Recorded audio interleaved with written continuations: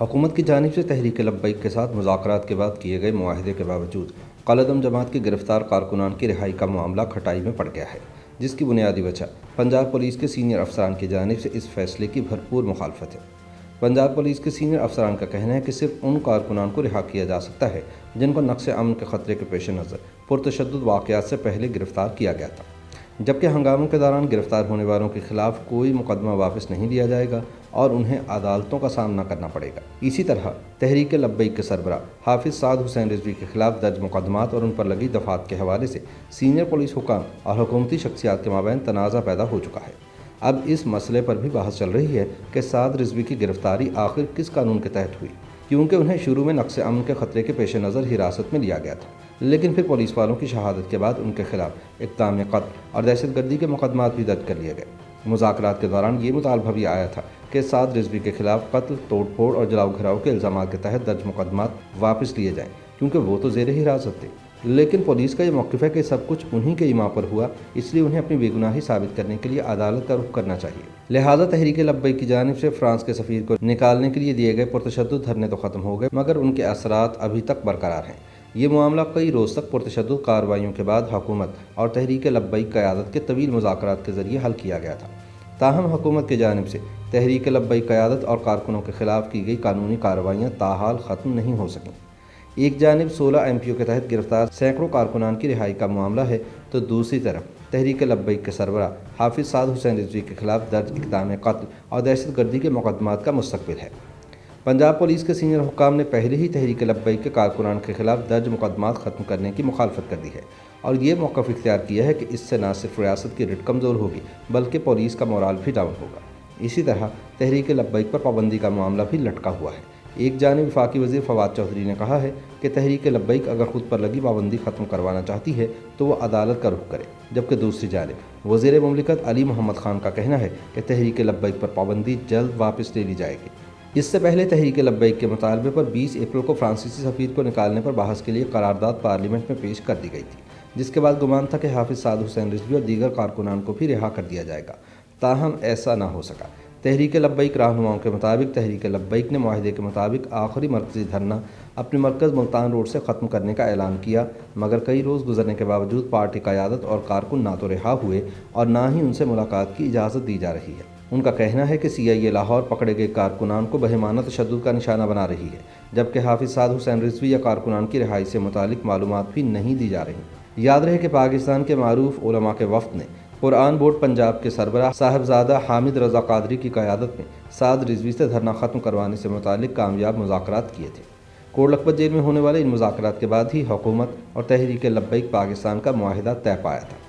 صاحبزادہ حامد رضا قادری کے مطابق تحریک لبیک نے جماعت کو قلعدم قرار دیے جانے کا فیصلہ واپس لینے یا اپنی جماعت کے سربراہ سعد حسین رضوی کی رہائی شرائط میں شامل نہیں کی تھی، اور نہ ہی انہوں نے یہ مطالبہ کیا تھا، بلکہ ان کا واحد مطالبہ یہی تھا کہ فرانسیسی سفیر کو ملک سے نکالا جائے، اور پھر وہ پارلیمنٹ میں قرارداد لانے پر متفق ہوئے۔ صاحبزادہ حامد رضا قادری کے مطابق سعد رضوی نے علماء کے وفد سے ملاقات میں کہا کہ نہ تو وہ اپنی یا کارکنان کی رہائی اور نہ ہی پارٹی کو قلعدم قرار دیے جانے سے متعلق حکومت سے کسی قسم کی رعایت مانگیں گے، بلکہ یہ معاملہ وہ قانون اور عدالتوں کے ذریعے حل کریں گے۔ انہوں نے کہا تھا کہ مجھے 16 MPO کے تحت گرفتار کیا گیا، جس کے بعد حالات خراب ہوئے اور امن و امان کو نقصان پہنچا۔ ایک گرفتار شخص کیسے سڑکیں بلاک کرنے،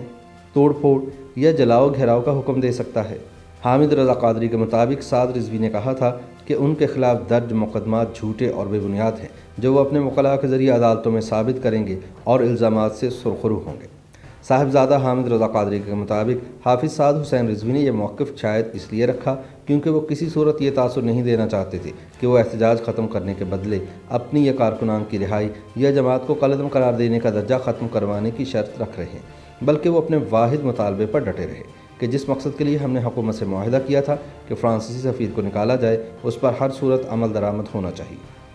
دوسری جانب تحریک لبیک کے مرکزی رہنما محمد حسن بٹ نے کہا کہ حکومت نے پہلے بھی سعد رضوی کو معاہدے کے خلاف گرفتار کر کے خود امن و امان خراب کیا اور اب دوبارہ وعدوں سے انحراف کیا جا رہا ہے۔ انہوں نے مزید بتایا کہ حافظ سعد حسین رضوی کو 16 MPO کے تحت گرفتار کیا گیا۔ جب ہم نے DC کے وہ احکامات نکلوائے اور قانونی چارہ جوئی شروع کی تو کہا گیا کہ ان کے خلاف تو 302 اور دہشت گردی کے دفعات 780A کے تحت بھی مقدمات درج ہے، اس لیے انہیں رہا نہیں کیا جا سکتا۔ ہم نے اس معاملے پر قانونی ٹیم تیار کی تاکہ عدالتوں سے رجوع کریں، تو ہمیں یہ بھی تحریری طور پر نہیں بتایا جا رہا کہ ان کی بعد میں کن مقدمات میں گرفتاری ڈالی گئی ہے۔ حسن بٹ کا کہنا تھا کہ جیل حکام کو بھی کچھ علم نہیں اور محکمہ داخلہ اور پولیس نے بھی کوئی جواب نہیں دیا۔ ہمیں یہ بھی نہیں بتایا جا رہا کہ سعد رضوی کی اگر گرفتاری ڈال دی تو انہیں عدالت کے روبرو کب پیش کیا جائے گا، اور سینکڑوں کارکنان جو اب تک پولیس کی حراست میں ہیں انہیں رہا کرانے کے لیے ہم کہاں جائیں، کیونکہ پولیس تو کچھ بھی بتانے کو تیار نہیں۔ حسن بٹ نے دعویٰ کیا کہ CIA لاہور میں رکھے گئے کارکنان کو بہیمانہ تشدد کا نشانہ بنایا جا رہا ہے۔ ہمیں نہ سعد حسین رضوی سے اور نہ ہی کارکنان سے ملاقات کی اجازت ہے۔ ہمیں معلومات ہوں گی تو عدالت سے انصاف کے لیے دروازہ کھٹکھٹائیں گے۔ دوسری جانب وفاقی وزیر داخلہ شیخ رشید کے مطابق احتجاجی مظاہروں کے بعد اب تک ملک بھر میں 210 مقدمات درج ہو چکے ہیں، اور تحریک لبیک سے مذاکرات کے نتیجے میں ان مقدمات کے اخراج کے لیے ایک کمیٹی تشکیل دی جائے گی جو کہ ان مقدمات کا جائزہ لے کر ان کے بارے میں فیصلہ کرے۔ ایک پریس کانفرنس کے دوران وزیر داخلہ نے کہا تھا کہ تحریک لبیک کی جانب سے احتجاجی مظاہروں کے دوران 733 افراد کو گرفتار کیا گیا، جن میں سے 669 افراد کو رہا کر دیا گیا ہے۔ ان میں سے زیادہ تر کا تعلق صوبہ پنجاب کے جنوبی علاقوں سے ہے۔ ظاہر ہے وہ کیا ہوتا ہے، کیا کہتے ہیں اسے،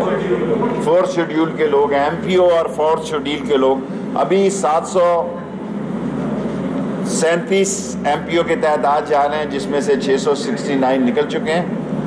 اور 7 رضوی صاحب جو ہیں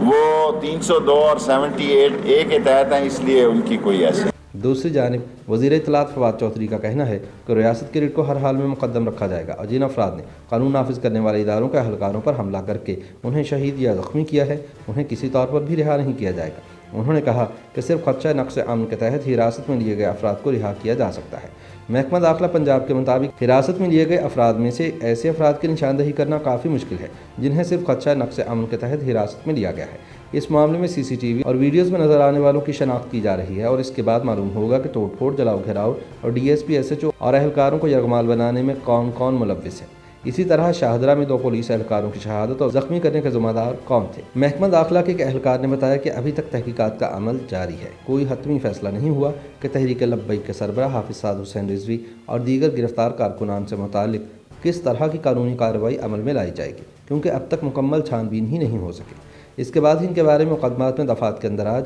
اور ملزمان کی نامزدگی یقینی ہو سکے گی، اور پولیس ریکارڈ عدالتوں میں پیش کرنے کے قابل ہوگی۔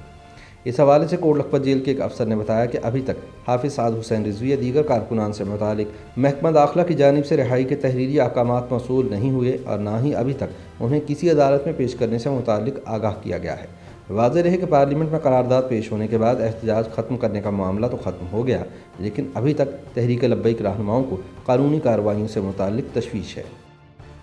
YouTube پر گوگلی نیوز دیکھنے کے لیے youtube.com کی سرچ بار میں گوگلی نیوز TV ٹائپ کریں۔ گوگلی نیوز کے پیج پر سرخ رنگ کے سبسکرپشن والے بٹن پر کلک کرنا نہ بھولیے۔ YouTube پیج پر اپلوڈ ہونے والی ویڈیوز سے باخبر رہنے کے لیے بیل آئیکن پر کلک کیجیے۔ آپ کو ہر نئی ویڈیو کے بارے میں نوٹیفیکیشن موصول ہو جائے گا۔